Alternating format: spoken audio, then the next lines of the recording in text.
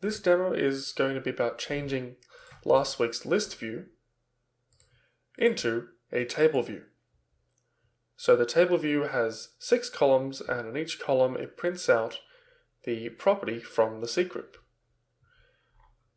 Then we're also going to be changing the C group window so that the cell button is disabled unless it's filled with digits.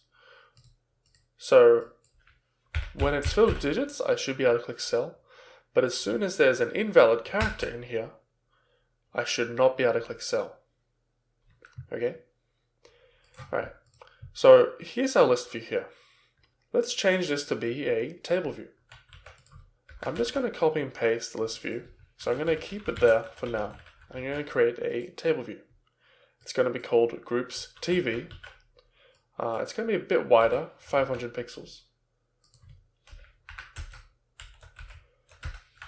And that's it there. If I run this now, the table view, there'll be no columns in the table. So we have to define some columns. To do that, we'll use the columns property. Inside columns, there'll be a list of table column. The table column is what defines the column. So I'm going to make the first one a name column. So that's the header name. Let me make a couple more columns here. So we need name, capacity, price, sold, left, and income. So if I run this now, you'll note that there's no actual values in the cells. If I click though, you can see that there are actually 3 things in this table view, but there's no values for the cell yet. So we need to set a value for every cell. And the way we can do that is inside the table column, we'll use what's called a cell value factory.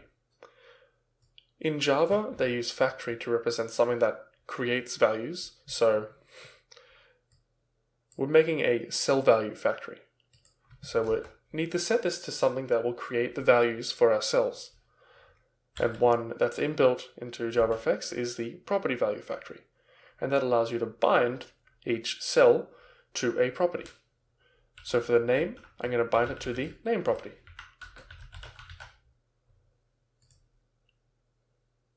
And now you can see for each row, it's grabbing the name property from that C group and displaying it there. Unfortunately, the fxml does get a bit verbose here. And this is unfortunate, but something you'll have to deal with.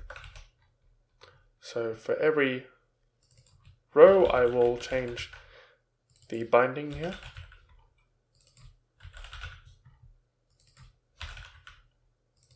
And income. And that should be it. Because these are property bindings, I should be able to sell some seats and have them immediately update in my table view with no extra effort. Cool. Let me remove the list view here, and then in my Stadium controller I will replace the list view with a table view of the group, and it's going to be called Groups TV instead. Table views still have a selection model, so we don't need to modify the getGroup method. And it should all work the same way. Cool. Let's move on to the second part, and that's the cell button. So remember, as soon as we type in some bad character into a text field, we want this to disable.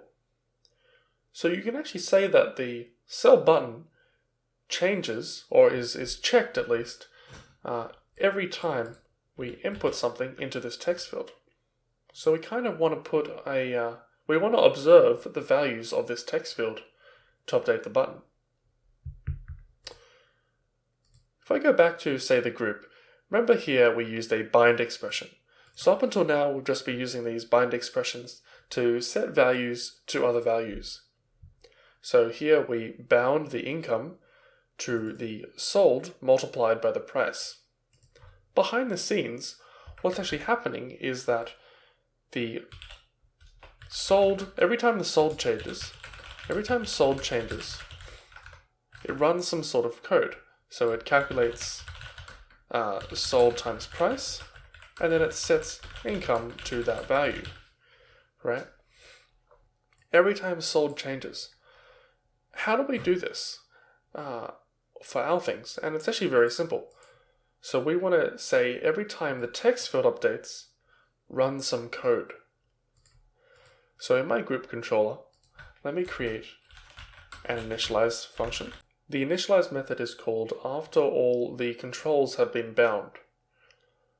So I'm going to grab the amount TF and see how there's a get and a set text. Well, when you see that, that means it's likely a text property. And that actually is the string property that backs that text. I'm going to use a method called addListener. And that actually allows us to hook into that change. So this needs a change listener. So I'm going to use a Lambda expression here. The Lambda expression has 3 parameters. It has the observable, which is actually the text property itself. We don't need to use this. This is more so when you have a more advanced system. It has the old value and the new value. So let me just print these out firstly.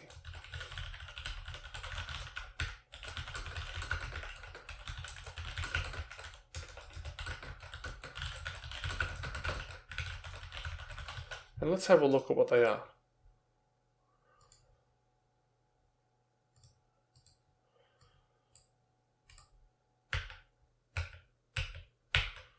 So you're seeing what's happening here? Every time I'm typing character, it's calling this method.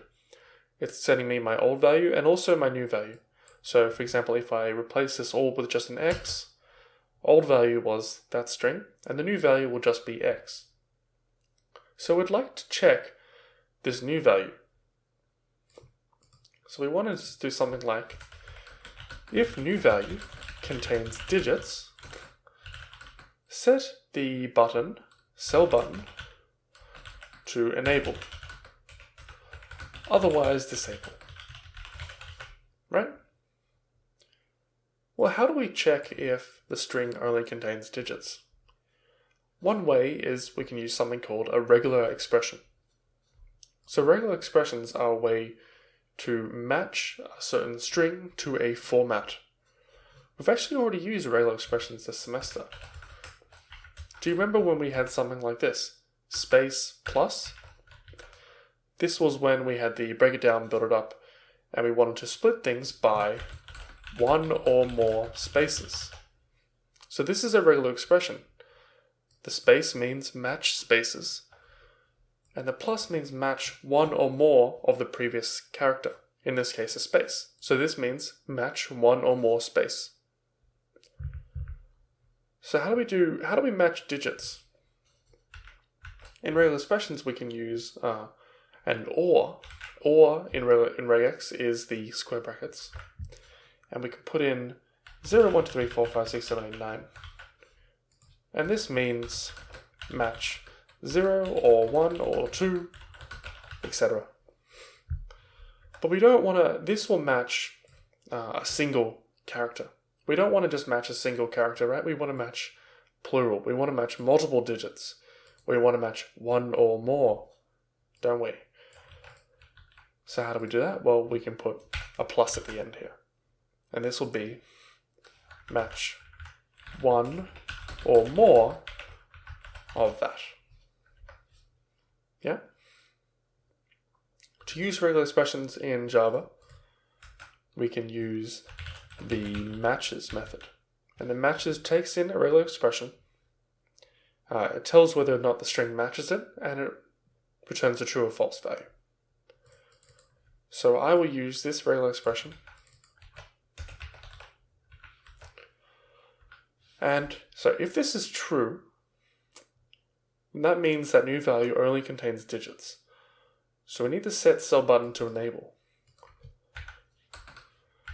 So cell button has a set actually it has a set disable method. Remember, the property is called disable.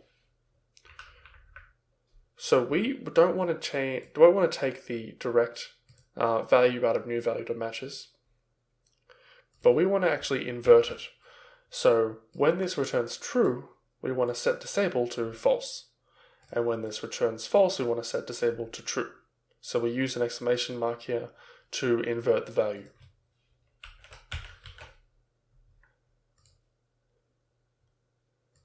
And that should satisfy our requirements.